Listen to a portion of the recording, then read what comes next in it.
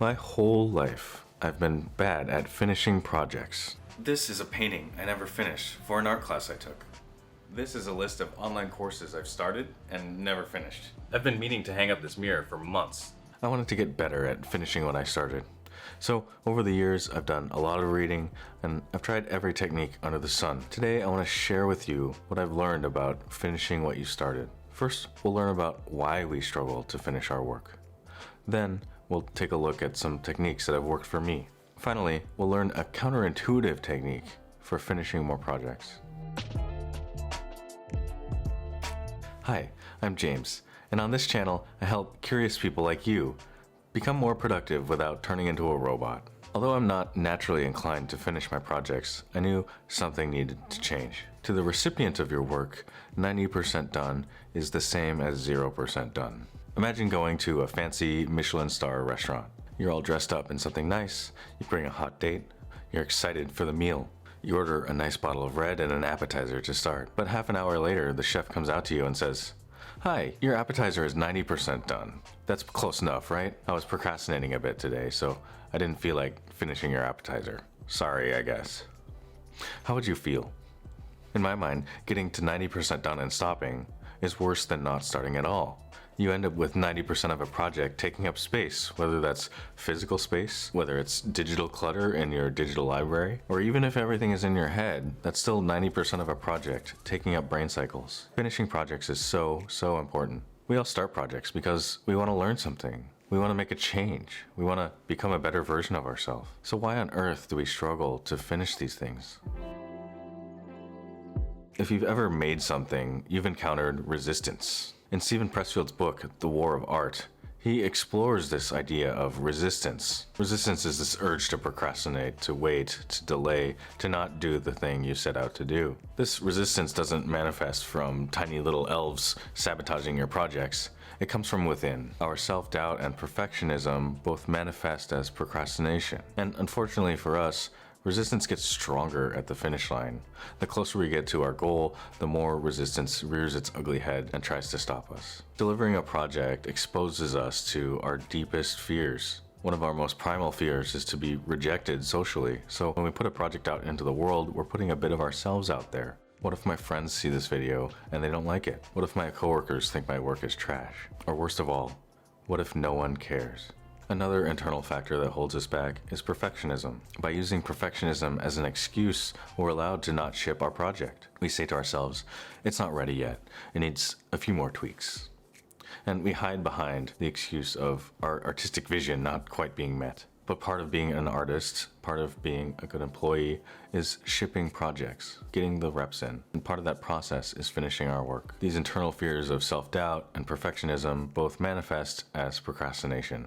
And I'm sure we've all been there. So how do we beat resistance? How do we beat self-doubt and perfectionism?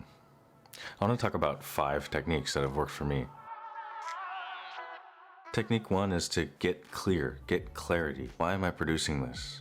What does finished look like? What will I do if I encounter a setback? Without clarity around what the project is and what finished means, we can endlessly delay forever. Probably the number one reason for procrastination is not getting clear enough. Write down what needs to get done and make sure you've covered your bases. Part 2 is to reduce the scope. If you've gotten clear on what needs to be done to finish your project, you can make finishing easier by reducing the scope. Cut out the things that don't really matter. It's okay. The goal is to get better at finishing projects, not to release the perfect project, which, by the way, is impossible. Another way reducing the scope can help is by shrinking the obligation and then building from there. If you wanted to write a book, for example, that might be very daunting. Maybe you could reduce the scope to a blog post, or a tweet storm, or just a conversation with friends about the idea. By reducing the scope so drastically, you get better at finishing a project, you get some feedback, and then you can build from there with more confidence. Technique number 3 for finishing is to make sure you take breaks. When we're up against a deadline, when we want to release something, it's easy to get trapped into the project and to bang our heads against the wall and get way too into it. Even with a looming deadline, it's important to continue to take breaks, to step away from the project, to take a walk, to clear your head, and you'll often come back with better ideas on how to attack it faster, or a way you can cut out an entire part of the project entirely. If you're cutting your sleep, or heaven forbid, pulling an all-nighter just to finish a project, it's going to take you way longer than any time you save by not resting. Tool number 4 is to bring in an expediter. Don't be afraid to bring in someone to help you finish your project. This can be as simple as betting your friend $100 that you're going to finish your project by Thursday. Or it can be a little more involved with your friend. Get them to take a look at the project.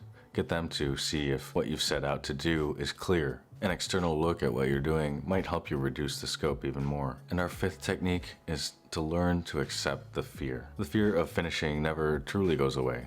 There's always going to be a little part of you that says, hey, what if someone doesn't like this? No matter how many projects you ship, how many pieces of art you put on display, how many YouTube videos you upload, there's always going to be a small part of you that's scared to deliver. And that's okay. Ringo Starr from the Beatles has performed on stage hundreds of times, if not thousands. Yet every time he still gets nervous. He has to force himself to run onto stage, because he knows if he doesn't, he won't go out. Bravery is about feeling fear and doing it anyways, not about abolishing fear. When you accept the fear and feel it instead of pushing it away, that's when finishing becomes easier. We covered 5 tools for attacking resistance, but I want to talk about one more counterintuitive way that we can finish more projects.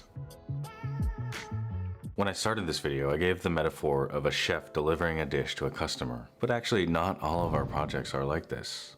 There's not always a customer waiting on the other end of your project. Some projects are just for ourselves. Some are just experiments or things that we want to try. So the counterintuitive technique I want to talk about is letting things go. In reality, not every project needs to be finished. If you're like me, we find things that are interesting and want to try them. We want to learn more about this thing. But there are so many beautiful and wonderful, interesting things in this world that we can't possibly do them all. And just because we started something doesn't mean that we have to take it all the way to some arbitrary finish line. Self-development blogger Anita Amini likes to think of her projects as falling into 2 buckets. Bucket 1 is leaky on purpose. These are experiments, things that she wants to try, and it's okay if they don't get done. Bucket 2 is for projects that have a final deliverable that you really want to get finished, just like our chef wants to deliver an appetizer. By separating our projects into bucket 1 and bucket 2, we can allow ourselves to try new things, and if it's not for us, we can drop them. Sometimes you start a project and halfway through you realize it's the wrong project. It's okay to not finish those. Sometimes you start an online course and halfway through you realize you've already gotten what you came for. It's okay to not get to 100%. Ask yourself seriously, who is the recipient of this project? If it's you, you get to determine what finished looks like. And it's funny, once you let go of this super serious need to finish every project you start, you'll find yourself finishing more projects. For this painting, I got what I wanted out of the class. Even though I never finished the acrylic painting, I learned a lot of skills about drawing and color theory, and these skills that I learned are enough for me. I don't need this painting to be done for me to call it finished. It's okay that I never finished these courses. I learned what I needed to, and I know that if something comes up in the future where it would be useful to learn these things, I could jump right back in. And as for this mirror, I'm gonna go hang it up. If you like this video, you'll like this video about default actions. Or you might like this video that the YouTube algorithm handpicked just for you.